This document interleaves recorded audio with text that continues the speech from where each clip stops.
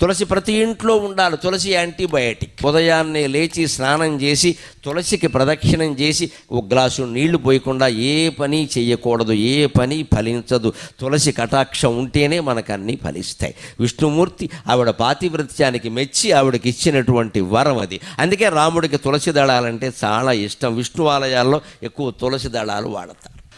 విష్ణుమూర్తికి అలంకారాలు బాగా ఇష్టం. అందుకని మల్లె పూలదండ, చామంతి పూలదండ, బంతి పూలదండ, గులాబీ పూలదండ, నీ ఇష్టం వచ్చిన పూలదండలన్నీ పట్టుకొచ్చి విగ్రహం మీద బారేస్తే వచ్చే ఇబ్బంది ఏమిటో తెలుసా? విగ్రహంలో పురుగులు చేరతాయి.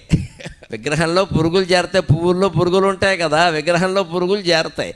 ఆ చేరినటువంటి పురుగులు విగ్రహానికి హాని చేస్తే అక్కడే చనిపోతాయి, అక్కడే కుళ్ళిపోతాయి, రకరకాలుగా అవుతాయి. ఆ విగ్రహానికి పట్టిన మురికి మొత్తం పోవాలి అంటే విష్ణుమూర్తి ఆలయాల్లో తులసిమాల తప్పకుండా వెయ్యాలి.